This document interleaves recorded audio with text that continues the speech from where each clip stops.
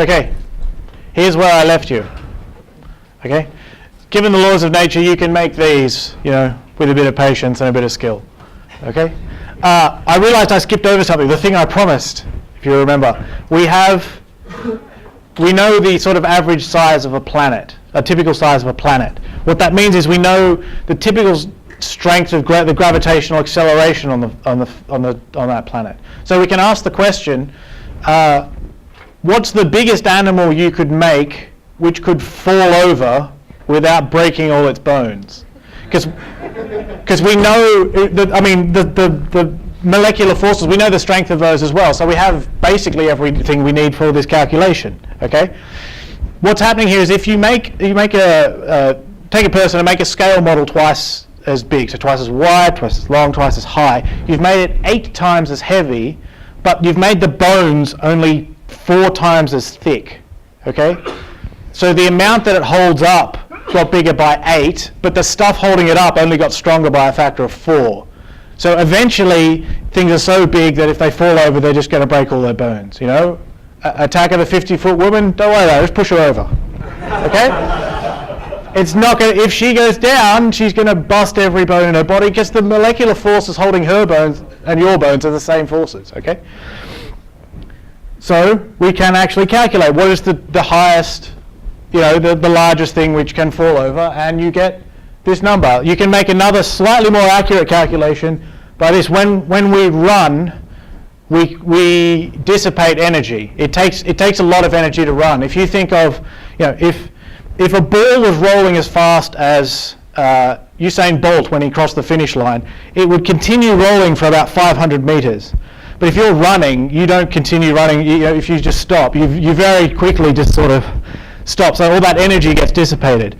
Now, that's energy being created. That needs to be able to escape your body, or else you'll overheat. So we can also ask, what is the largest animal who can run without overheating, without just, your things need to move to get sustenance. And we get a fairly similar, this one's actually quite slightly more accurate, but this one turns out to be about 2.5 meters, which, given that we started with the laws of nature and made some pretty rough arguments, to get something which is within about a factor of 2 of the height of a giraffe is pretty astounding, to be honest. Okay? But again, underscoring the point that, a lot of the features of the world around us, even to the height of animals, I mean, we're still about a factor of 10 too small for the smallest dinosaurs, but we're not doing too badly. But it's there in the laws of nature. This talk, the first half hour hopefully, if I get through it quickly enough, there's more to the universe than that. When you are making a physical model, I mean, I've told you about the fundamental constants of nature, the masses of the particles, the fine structure constant, and the laws of nature themselves, what the type of forces we're dealing with. There's more to a physical model than that. You need to give it initial conditions. Okay? So the idea is fairly simple. If the same constants, laws of nature apply to this stick, but where is it going to land when I drop it? Well, it depends where I drop it from and what I do with it when I drop it. Okay? Given the initial conditions that it started here and it went that way with a certain velocity, then the laws of nature will take over and tell you that it will land about there. Okay? What this means is we need to do some cosmology. We need to ask how the universe started, the ultimate initial conditions, if you like. These are the stages we'll be going through. I'll explain what all these things mean later. So let's get started. The first thing you need to know about the universe is that it is expanding. The equation that governs that is known as the Friedman equation, named after Friedman, obviously, who was actually a meteorologist. And sorry, I heard this story just 2 days ago, and I can't help but tell you. He had this idea where he would go up. He wanted to do very high observations, so he took his instruments up in the balloon. But he took them so high. The idea was he'd rigged the balloon so that he would fall unconscious at some level because there wasn't enough oxygen. But hopefully, the way he'd rigged the balloon, it would stay up there for long enough and then come back down, and he would regain consciousness on the way back down. Friedman died young. Which is a real shame. I mean, but you know, his name is forever enshrined in these equations. What you need to know about these equations, I won't show you the equation. This is my all-purpose equation. You put in what the universe is made of in terms of matter, radiation. If there's a cosmological constant, throw that in there as well. And how it expands. You tell what the universe is made of, and it will tell you how the universe expands. In particular, we think of the universe as just sort of scaling up as a scale parameter. So if we start here with a scale of 1 on some arbitrary scale, if you wait a bit later, say in this black universe, if you wait to some later time, then two objects that were a certain distance apart, which are expanding with the universe, will be twice as far apart. And if you go to some earlier time, they'll be half as far apart. So it's just a scaling up of all the distances in the universe on a certain scale. What this tells you is, what these numbers are is how much matter you've put into the universe. So if you put no matter in the universe, you get a just nice linear expansion. If you put ordinary matter in the universe, the gravity of that will make the universe decelerate, so that the line curves that way. So it's slowing down. These universes are, in a sense, smaller than they could have been. Put in more than, omega matter is a dimensionless quantity. If you put in more than 1, then you actually make the universe, so this red line, for example, way out here, is going to turn around and crunch somewhere. The size of the universe will go back to 0, which is a bad thing. The more matter you put in, the quicker the whole thing turns around. Okay? Very quickly, I've seen the line between whether the universe expands forever and whether it turns around and crunches is 1. Omega matter equals 1, so long as there is no cosmological constant in the universe. If the total omega is 1, we call that a flat universe. So in our universe, we are right on the borderline between whether we are flat or positively curved or negatively curved. I don't really have time to explain that, but I'd love to. I'm a cosmologist. So, but we are. So this line decides whether you are. Okay, sorry. Let me explain the axis. This is the amount of matter, the amount of ordinary stuff you put in the universe, and this is the amount of cosmological constant or vacuum energy you've put in the universe. So pick a point, and you've picked how much stuff you've put in your universe. Okay. The point is, this is the line that decides whether you are flat or curved or not. And this grey region decides whether you expand forever or whether you recollapse. I put this point up just to note, our universe is about there. So you sometimes hear people say that we are on the brink between expansion and collapse, eternal expansion and eventual collapse. We're not. We're nowhere near it. We're on the line. We're on the flat versus curved line.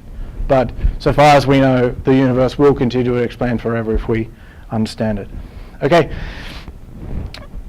The problem with cosmology is what I would like to do is start at the beginning, and when I get to the end, stop.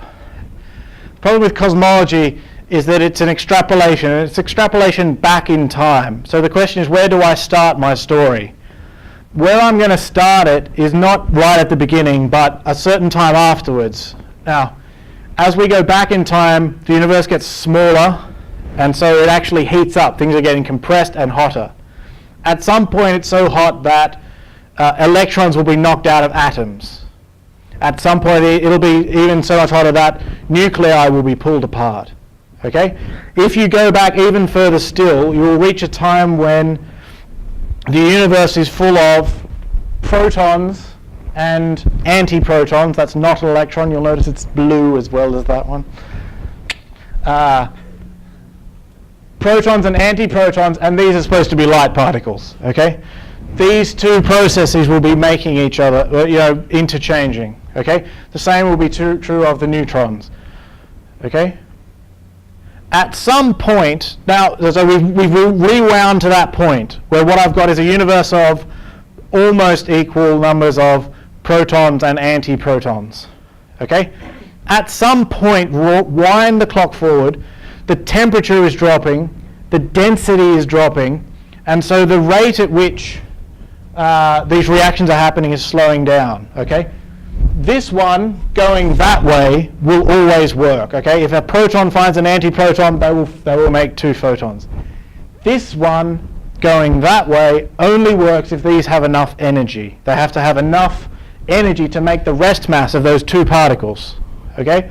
At some point, as the universe cools off, the photons are losing energy, and we reach a point where that reaction going that way no longer works, okay? What happens is no more protons and antiprotons are being made, and all the protons and antiprotons that exist at that time find each other and annihilate.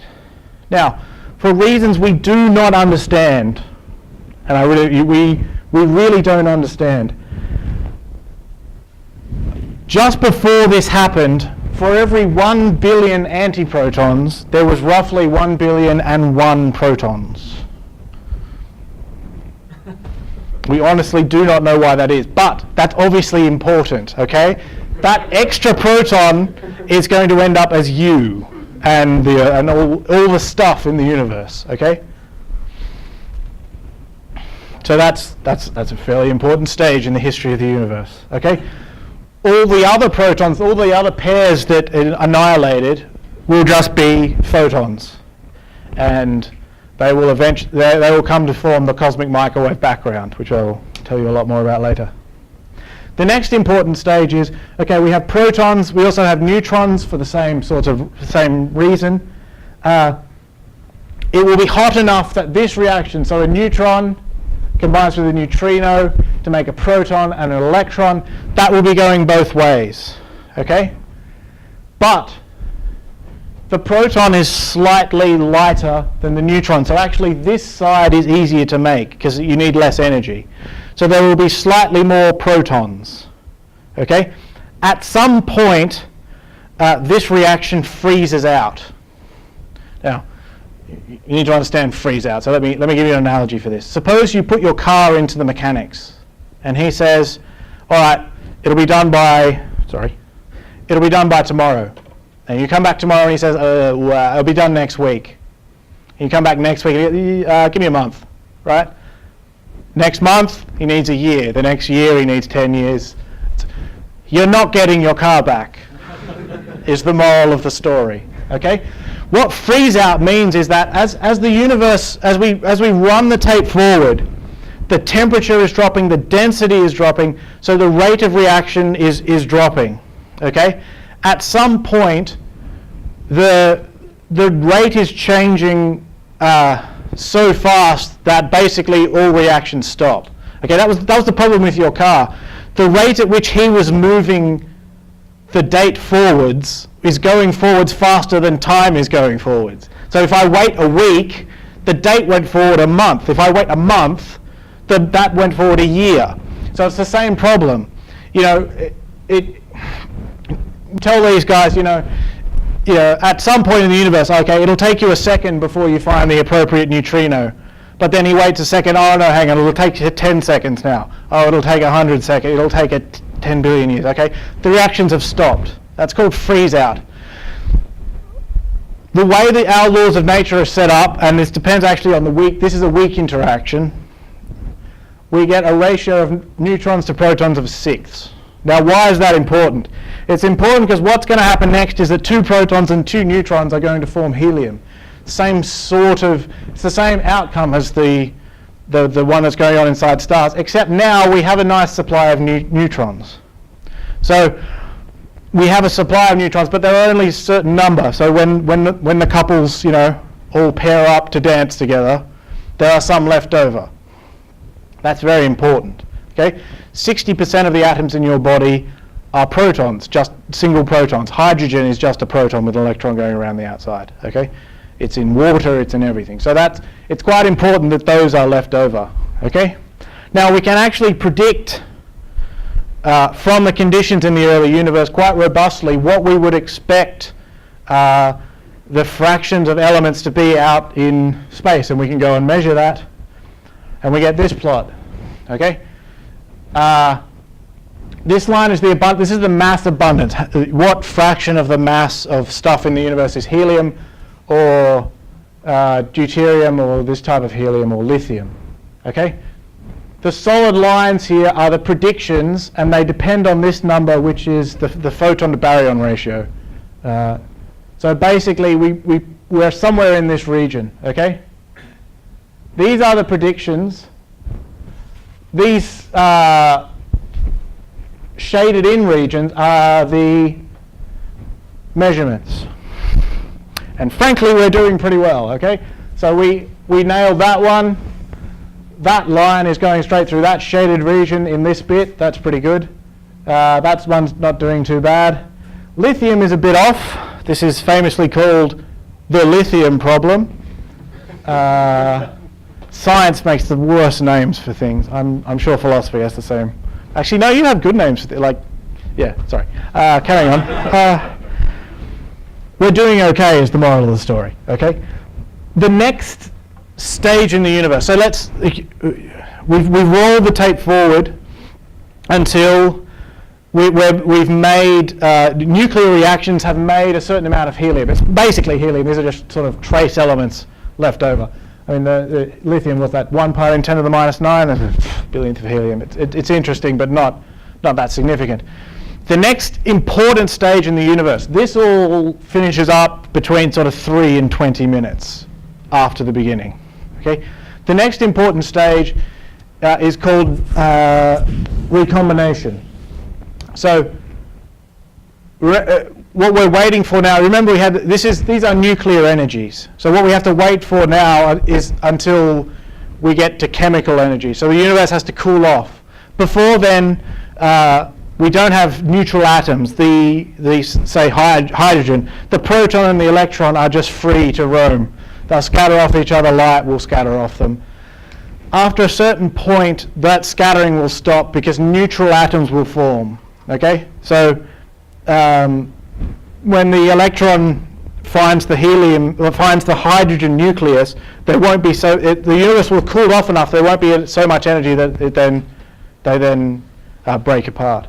This is very important for two reasons. One, it's at this point from which we see the cosmic microwave background. Okay, it's predicted to have this particular shape. This is a spectrum. So this is how much light you get as a function of the wavelength of the light. This line is the prediction for black body radiation, which is a very specific type of thermal radiation.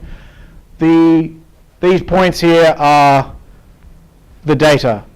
And these lines here are error bars of 400 sigma, which is really quite impressive. If you remember standard deviations from high school, if you have, I think it's here, and one standard deviation says I'm 60% sure it's in this range. Two standard deviations is I'm 95% sure it's in that range. Three standard deviations, I'm 99% sure it's in that range. That's 400 standard deviations. So this is going well, okay? This is essentially, let me jump ahead. This is the Rosetta Stone of cosmology, okay?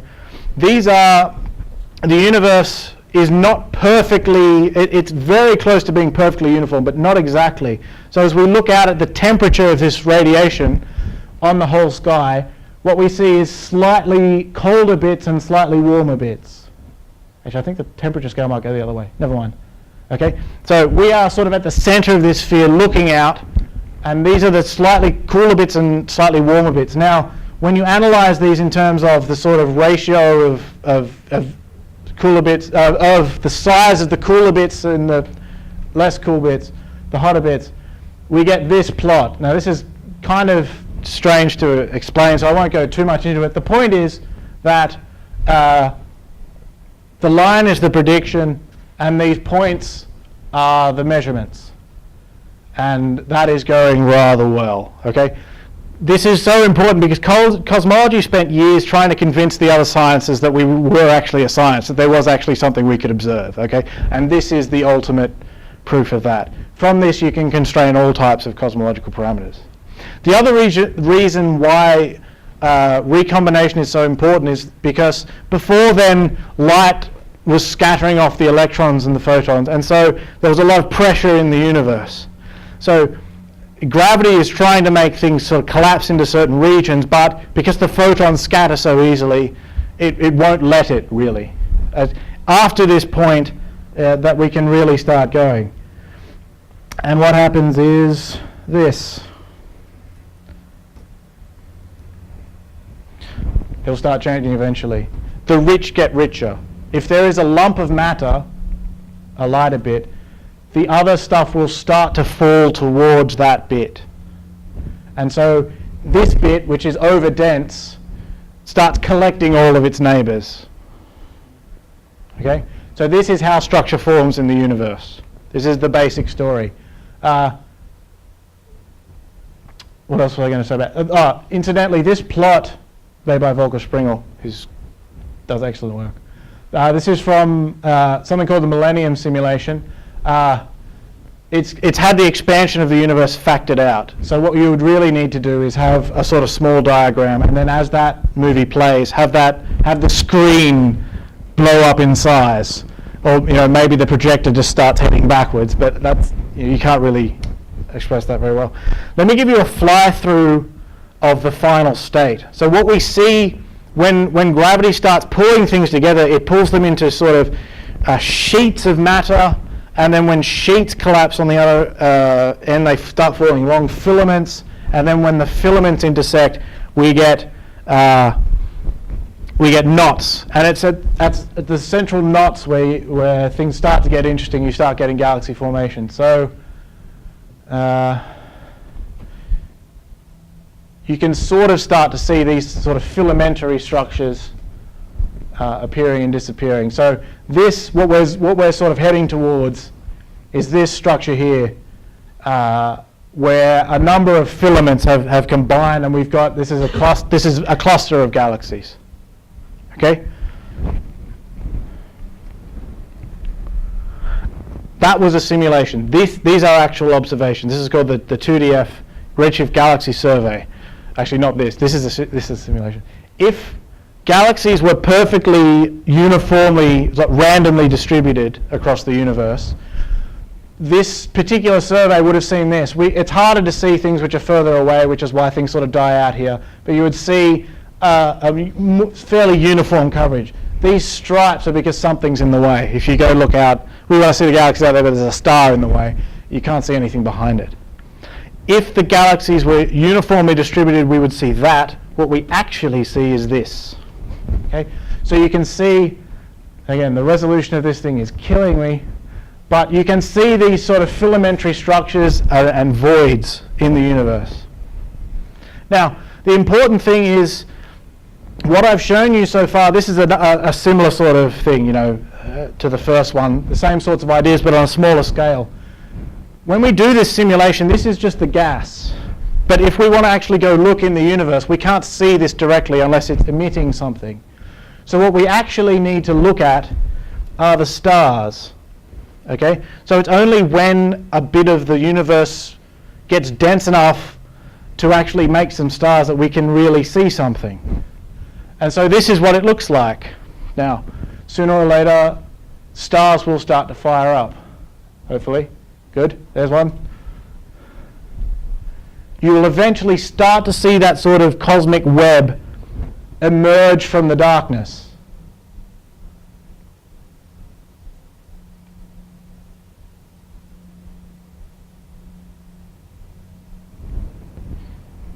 Okay? Now, the important, as I said before, the important sort of physics, there we go, here is in terms of the actual stuff in terms of ordinary matter in the universe, the baryons, the stuff from the standard model of particle physics that I showed at the start, is gas cooling. Okay, that's the most important thing. Okay, if they put, what's fighting gravity? If pressure fights gravity on galactic scales, you just get great big hot balls of gas. You don't get stars, you don't get planets, you don't get galaxies. So gas cooling is gas pressure losing. Okay? Now, very briefly, that's not actually sufficient. This is what's called a luminosity function. This is kind of bread and butter to astronomers. Let me tell you what's going on here. Take a survey of the universe. Go out in the universe and go up to each galaxy and just say, all right, and how much energy are you putting out every second? The gas man. how much energy are you putting out every second, and then write that down. And then what you want to do is make a histogram. You remember that from high school?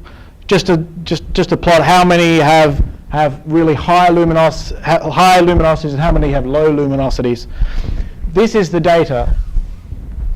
If you just assume that that it's only really gravity which is forming galaxies, what you get is this line, and that's obviously not doing very well. If you assume that, if you then put into the model galaxy cooling, you get this dotted line, and that's not doing all that much better.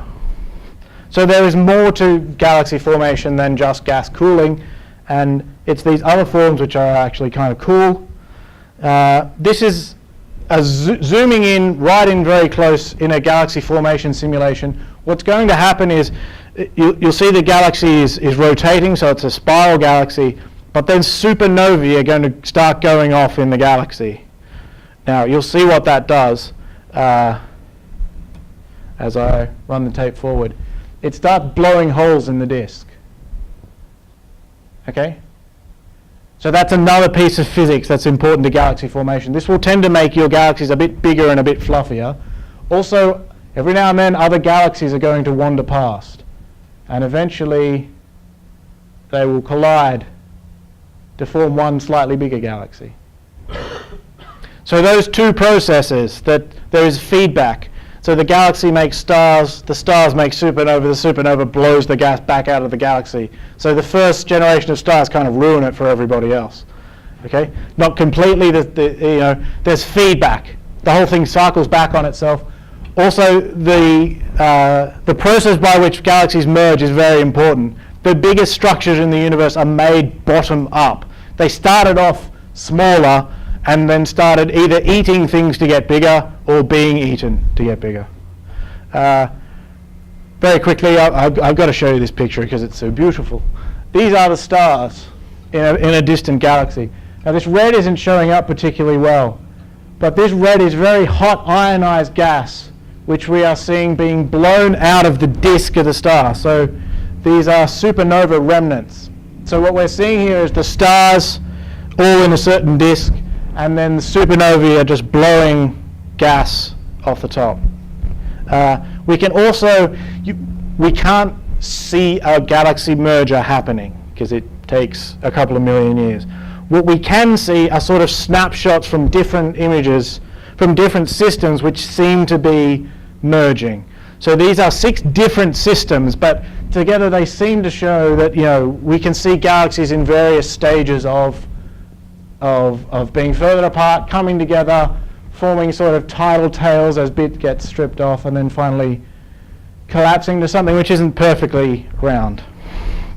So that is my very, very quick introduction to galaxy formation. This is actually my field, so I'd love to spend the rest of the day on this, but I can't. Let's move on quickly to star formation. Once you've made a galaxy, you have a lot of gas, you have a lot of all very close, very dense. What we then see, what you then need to do is to make stars, and they happen in molecular clouds. So that the hydrogen is not just atomic hydrogen, which is important for galaxies, but molecular hydrogen, so that each hydrogen found a body and made a hydrogen bond.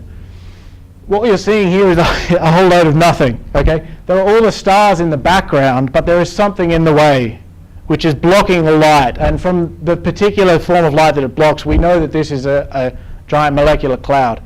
More spectacularly, if you have something near the molecular cloud, it can light it up, which gives you various types of nebulae, which all look fantastic. Okay, so you see this whole region is so much bigger than your average star, even the distance between your average stars. So you're seeing this gas just being lit up in a huge arc. Now let me go back to simulations to see about star formation. The difference with star formation, there are 2 differences. I haven't really mentioned dark matter yet, and I probably should.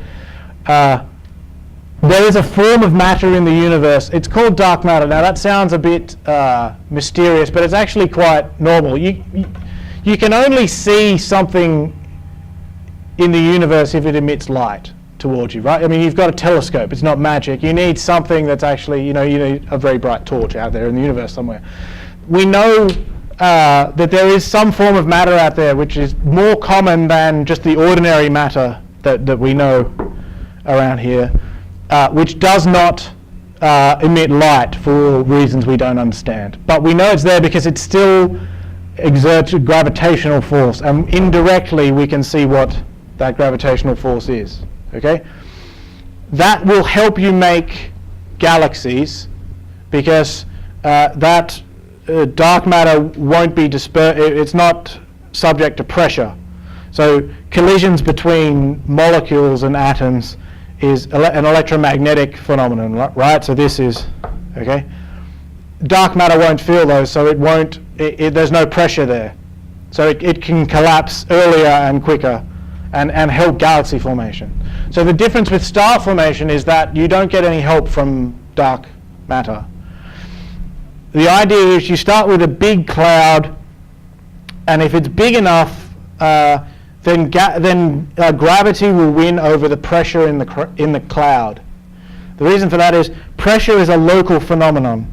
Okay, pressure is about two particles that bounce off each other. Okay, but that happens there, whereas gravitation, every atom feels the gravity of everything else. Okay, so if you make your cloud big enough, gravity can win. Okay, once gravity starts winning, the cloud will collapse and start to fragment into smaller pieces. So this is what I mean. You start with a big cloud, and then it starts fragmenting into pieces. This is just rescaling the axis. That doesn't actually happen. Okay, that's just rotating it around. We're zooming in. So what you can see is these, when you see a particle, that's a star being created. So what you're seeing here is that stars are being created as gravity makes all these small parts form together. Some stars get thrown off, and some end up, this is the interesting bit, some end up with gas circling around them.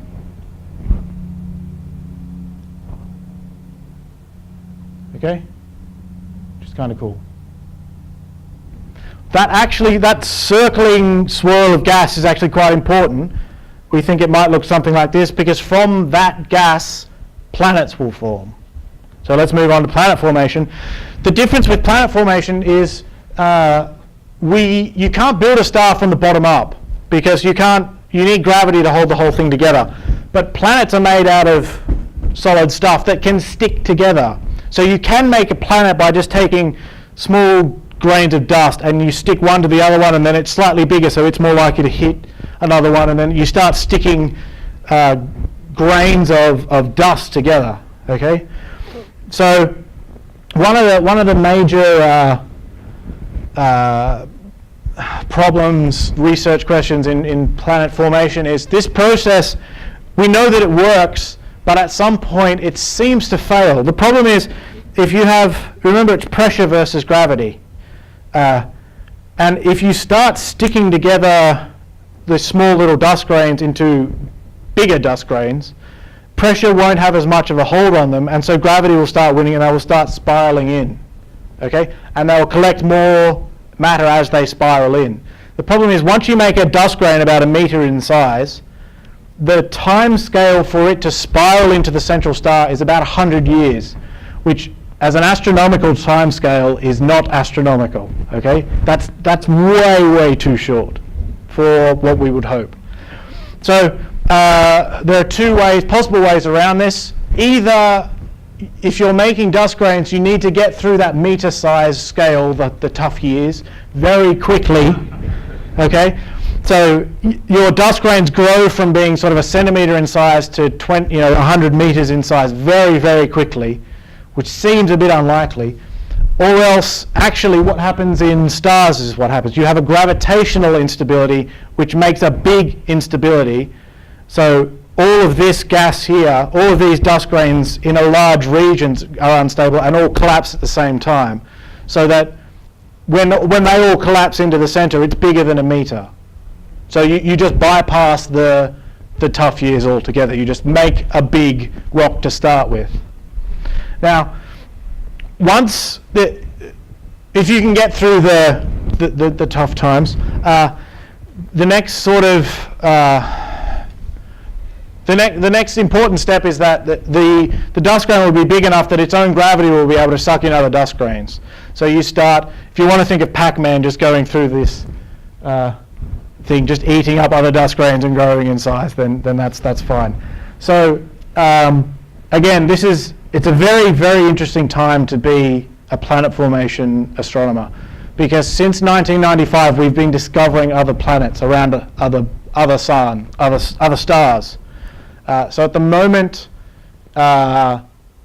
it is I think it's about 500 planets we found orbiting other stars. Most of them are big because bigger planets are easier to spot.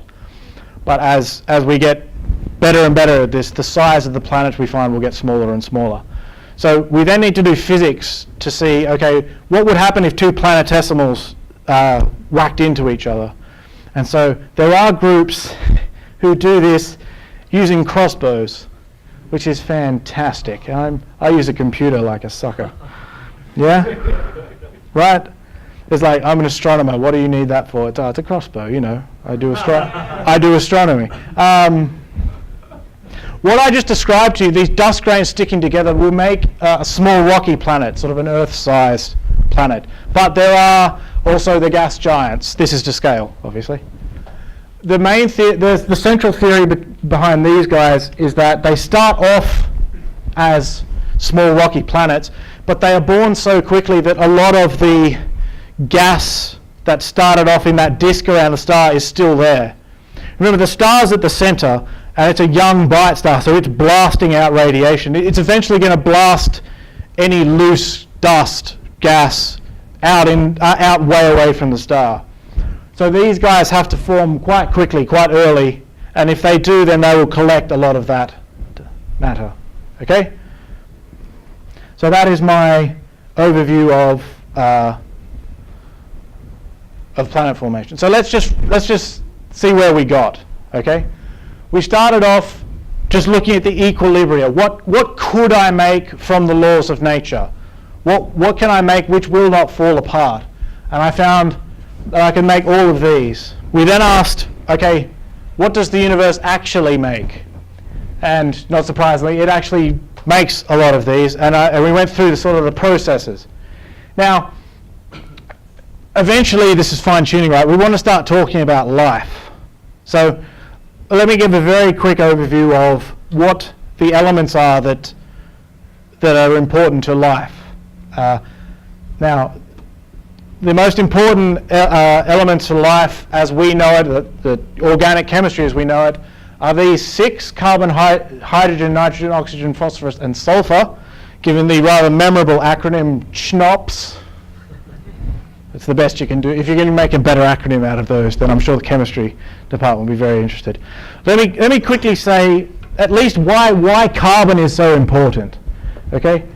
Here are the first 10 elements in the periodic table. Okay? Hydrogen, helium, lithium, beryllium, boron, carbon, nitrogen, oxygen, fluorine, neon, I think. What this line here shows is, if I take that element and hydrogen, how many different molecules can I make? So if I take hydrogen and itself, I can make H2. I get one hydrogen. They will stick together, and that's the hydrogen. So for helium, you get none. It's what's called a noble gas. Neon is also a noble gas. They chemically do nothing. They make no compounds at all, not just with hydrogen, with anything. There's 1 lithium, 1 beryllium, 7 for boron, not bad, 7 for nitrogen, 2 for oxygen, one of which is obviously H2O, water, 1 for fluorine, and I said none for neon. Carbon will make 2,300. Okay? The reason it can make these is it can make chains. Okay? So here's a very simple, this is methane, so carbon with 4 oxygens. Well, I can replace that hydrogen with another carbon, and then I can start to make chains out of these things. This is what makes carbon chemistry a nightmare. Okay? So chemistry is basically divided into 2 halves. There's organic chemistry and inorganic chemistry. Organic chemistry is basically if you have to mess with carbon making huge change. That's organic chemistry, and half of chemistry, basically, essentially, is dedicated to that. So there are, the chemistry of lithium and hydrogen is about 2 lines. Okay, the chemistry of carbon and hydrogen and all the other things. Organic chemistry, you can fill, and many have textbooks with all the different types of molecules you could make. Now, Robin, are you going to talk about the properties of water in any great detail? I can, or I don't know if I'll have time to. Yeah, I don't know if I'll have time. Okay, let me very quickly. Water, oxygen and hydrogen is a very impressive compound.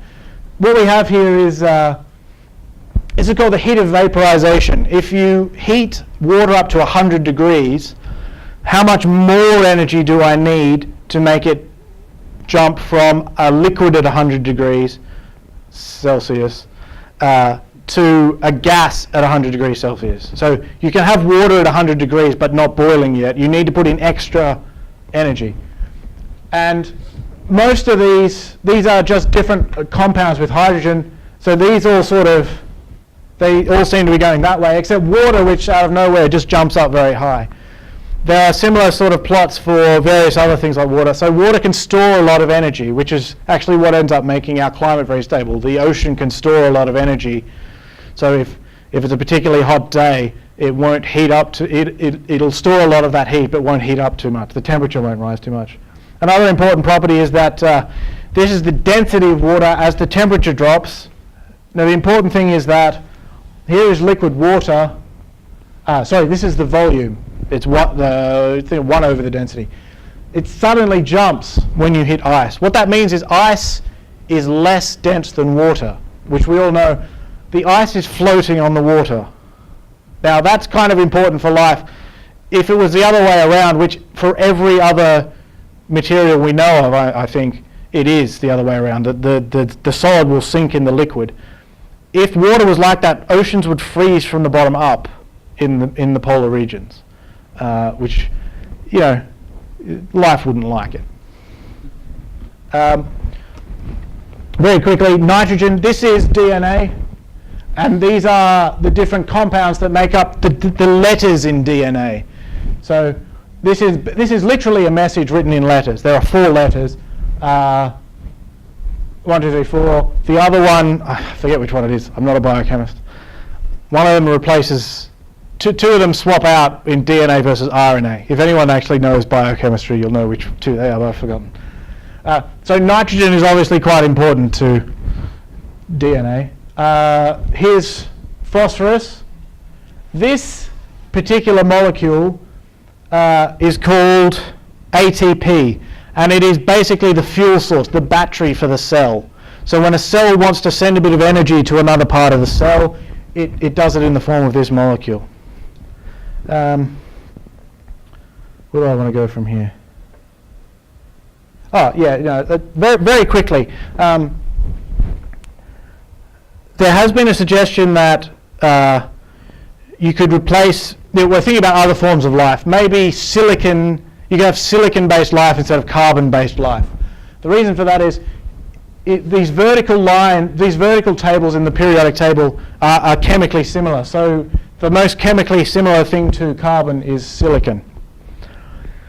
It's kind of possible, but on any sort of head-to-head scale, one against the other, silicon loses, basically. Carbon can form bigger molecules, more stable molecules. If you combine carbon and oxygen when you breathe, you make carbon dioxide, carbon oxygen to carbon dioxide, which is a nice gas that you can then breathe out.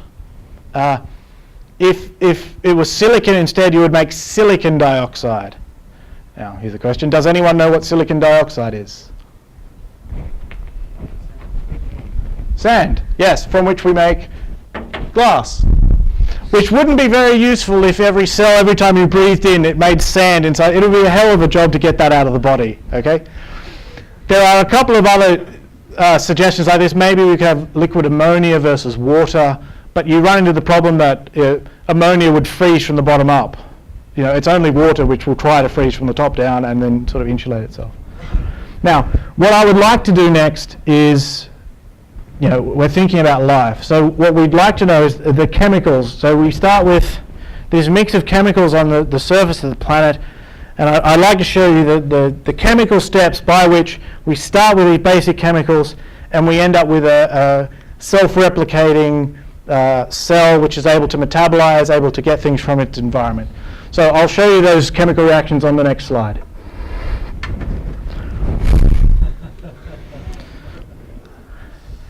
Good. I'm glad we covered that. It's not going to matter that we don't know. I mean, we have some very interesting clues about how it's got abiogenesis, how life started from non-life. There are some very interesting clues, and I'll give you some, if you want to go watch some good YouTube talks on this, I know of a couple. But I'm not a biologist. I'm not even nearly a biologist. The reason why this isn't going to matter is we're going to start changing the laws of nature and asking, would that universe still make life? And what we want really clear-cut cases. Okay. For example, if the density of the universe in the very earliest stages was too high, the universe would recollapse very quickly. It would recollapse before even neutral atoms formed, right? In that situation, the fact that we don't, it's still there, sorry, the fact that we don't know exactly how life forms just doesn't matter. The fact that we don't know the sufficient conditions for life, doesn't really matter, because we know that, we know what would happen in that kind of universe. There would be a proton-electron plasma which would collapse on itself and nothing interesting would happen. It's actually a very simple physical system. So we want sort of catastrophic changes to the laws of nature. So I've got a good illustration of this. Suppose we change the laws of chess. Suppose I did this accidentally. I was explaining the laws of chess and I got one word wrong. Okay? What I meant to say was the knight can jump over other pieces. But accidentally, I had a bit of a muddled brain. I accidentally said the bishop can jump over other pieces. Now what happens to chess? Now think of the complexity of chess, right? You have to train for years to be a grandmaster. They're geniuses. If you want to train a computer to do chess, it needs to calculate millions of moves every second. What about my slightly mangled chess? This happens. Checkmate. This guy goes there. He's in check with the king. No one can get him, and because he can jump over, nothing can block. Okay? All the complexity there collapsed, okay? And all the interesting bits of chess, all the strategies, all the this and that are just lost, okay? So in this case, chess becomes no more interesting than flipping a coin to see who goes first, okay? Let's play chess. Checkmate. Okay, I'll start now. Checkmate, okay? We want that sort of clear-cut case where things just go ridiculously wrong, where we know what would happen in this game if grandmasters started playing this game. Even if we don't know the sufficient conditions for a game to be interesting, we still know that this one isn't. Okay? So, in a universe which sort of collapses very quickly, there's just no chance that we will get any sort of interesting life. There's no point, the most you could possibly make in that kind of universe is a hydrogen molecule, H2. And there's no point shouting at the molecule going, quick, the universe is collapsing, do something. Okay? It's those clear cases that we want to look at. So it's those clear cases to which we now turn. When do I finish? In 12 minutes, but you can go for 16. Whoa, 16, excellent. Thanks for the generous. I'm going to have to, these 4 minutes are going to have to be action-packed. Okay. We're now on to this question, right? Well, we've slugged through all of that physics and astronomy, so thanks for staying with me. What we now want to do is actually go change the laws of nature and see what happens. Okay. Let me set the scene for this. The two questions we want to ask are related to those two categories that I set up. We want to ask, are the equilibria still there? Like, could I still make a star, or are all stars just unstable? Okay? If that's true, then we can ask a second question, will the universe actually make stars? Because it's possible that you have a universe where, stars are possible, but the universe is just completely uniform, never gets dense enough and hot enough to actually fire up a star. Okay? We need to now, setting the scene for this, we can do this sort of idea, what if the laws of nature were different, is I think a very natural question in the context of the laws of nature for two reasons. So first of all, the fundamental constants, actually three reasons really. The fundamental constants by definition, it's the definition of a fundamental constant, is that it is not constrained by the law of nature. The law of nature does not constrain what that constant is. Okay, if you want to know what it is, go and do an experiment. So it is natural in that case to ask, well, what if it had been different? And in fact, you do need to ask that if you want to go and measure it, because you need to work out, if the constant had this value, what would I observe, or that value, what would I observe? So when I go observe something, I can infer back to what the thing is. More broadly, the laws of nature take the form of equations, usually differential equations, which tell you how the system changes with time. What they will give you is a set of possible solutions, but they will not tell you which one of those your universe is, if it is in fact one of them. So the laws of nature within themselves contain a sort of possibility space, that the laws of nature will tell you what is physically possible. So if I drop this stick from this height, with zero initial velocity, the gravity will tell me how it falls to the ground. If I throw it, it will tell me how it falls to the ground. But there are certain ways the stick could act, logically could act, but the law of nature says that's not one of the solutions. Finally, a lot of the literature in this field, some of the literature in this field comes from doing these sort of calculations, what-if calculations, to find out whether what we think are constants of nature are actually constant. So, for example, what if the fine structure constant isn't really a constant, it's a dynamic variable, it changes with time. If it were different in the early universe, what would the early universe be like? We can then go and see what the early universe was like. And so a lot of this literature comes from that sort of question. So it's a perfectly, I think, good scientific question. We do need to take a bit of a reality check, though. I have a good friend who's a mathematician, and he came bounding up to me one day, a look of glee on his face. He had found a product in a supermarket in Australia, and the name of the product was not bacon. And he was just so happy. It's like there could be anything in there except bacon. Opening up my not bacon, jelly beans. So I've spent all this time telling you what our universe is like, and the question we're going to ask now is, okay, what about not our universe? Do you get the point? We are really sort of stepping out. Okay, if you wanted to create a systematic list of all the things that are not bacon, you've got a heck of a job to do.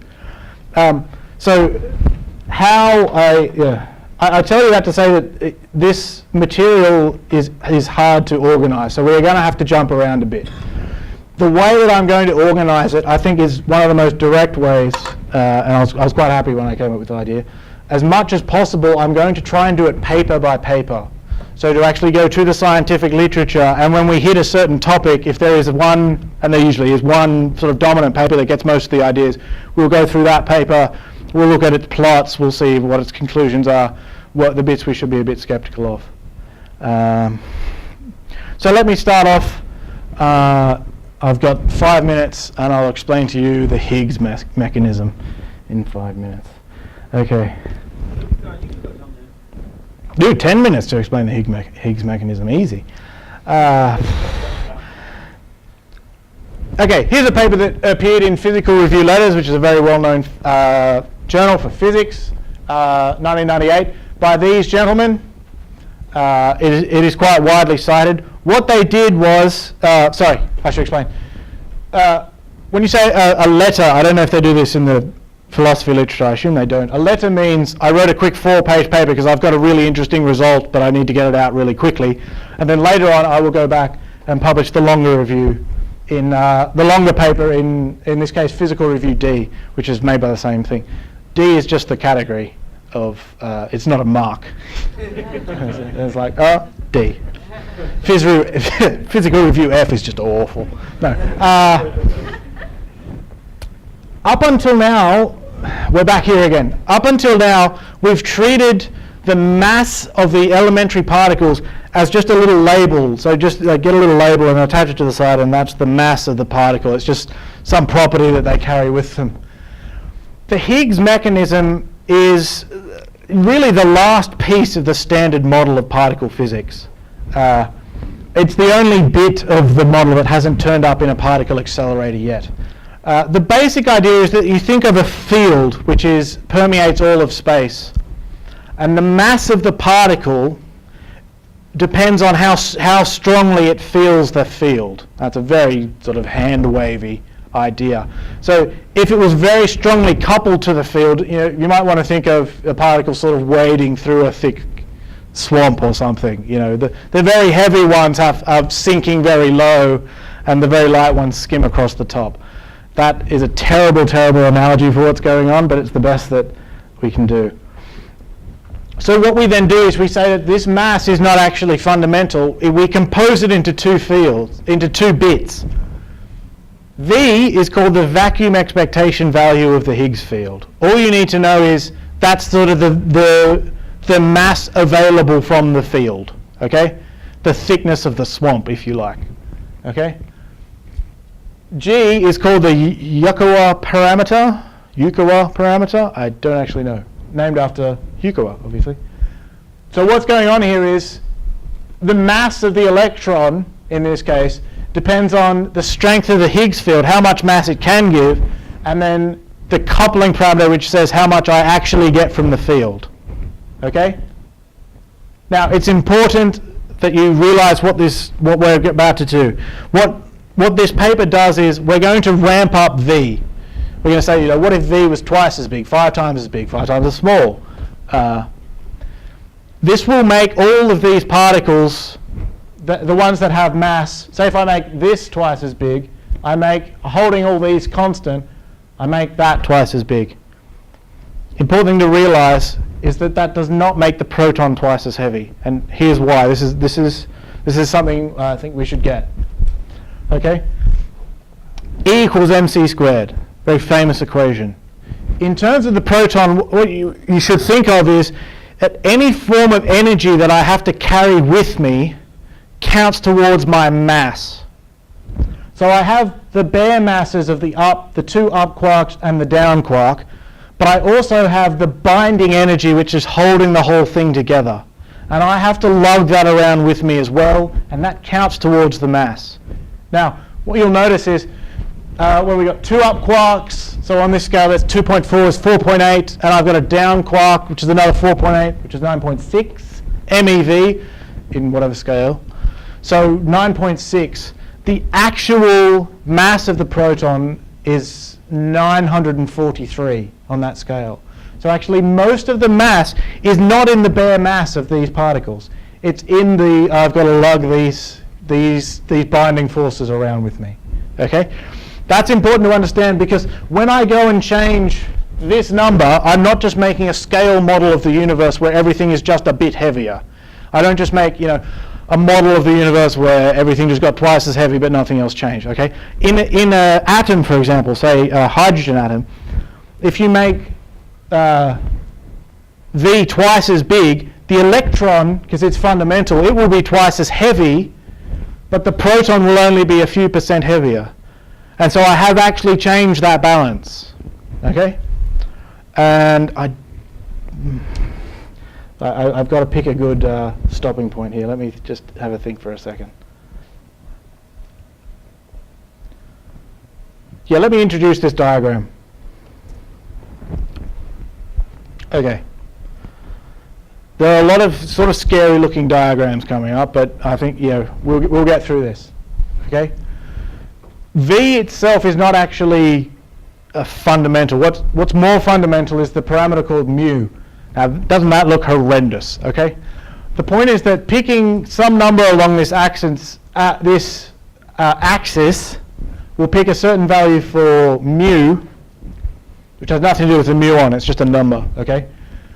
Once you've calculated that, go up to this solid line and then all the way over here, and you can read off the value of v. Now I need to explain what a logarithmic axis is, because I assume that most people are not okay with logarithm. Okay. Here's how you use this. There's 0. We're thinking of factors of 10.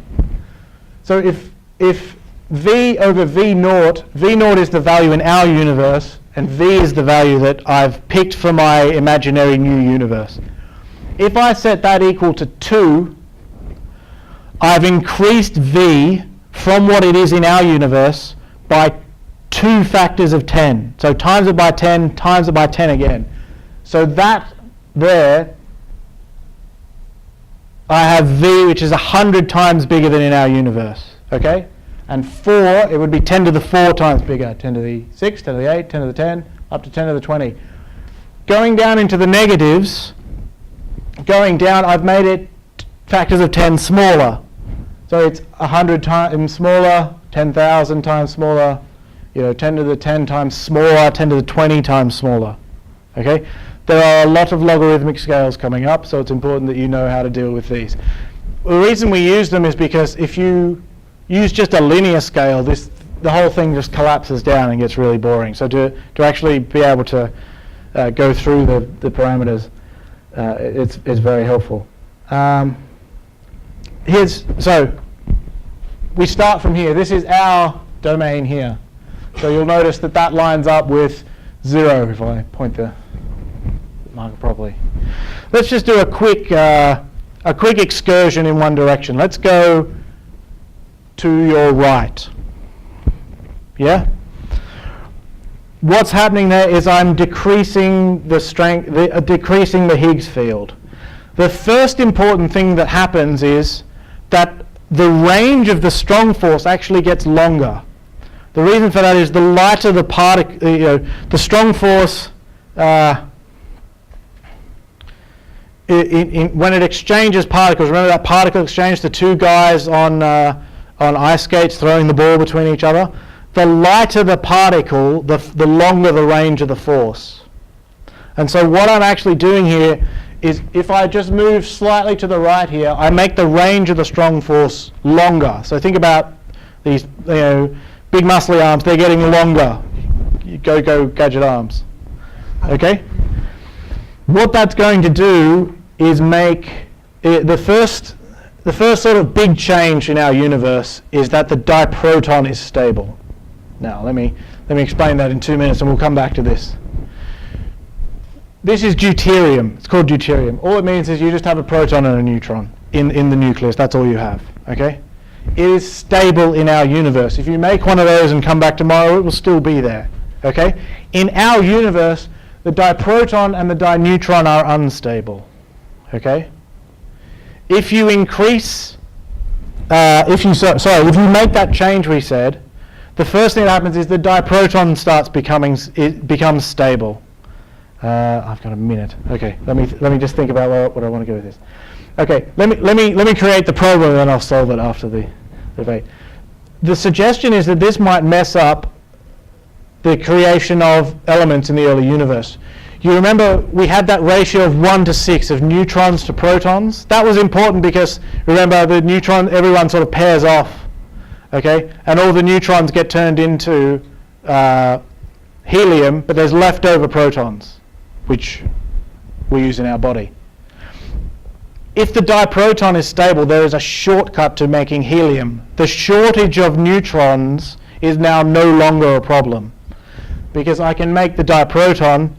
The weak force will actually quite quickly change the diproton, well, reasonably quickly, into deuterium, and we've got around that problem. The shortage of neutrons is now no longer a problem. What that suggests is possibly you would get a pure helium universe. You would have no leftover hydrogen. Stars wouldn't run on, would have to burn. Sorry. Okay. The problem here is you wouldn't have any hydrogen to make water, for example, and stars wouldn't be able to burn hydrogen, which is very long-lived. It's a very good fuel. You have to burn something which doesn't last as long. Okay. That is the problem, And after lunch, I will tell you how the universe gets around this, could get around that problem. So I'll leave it there.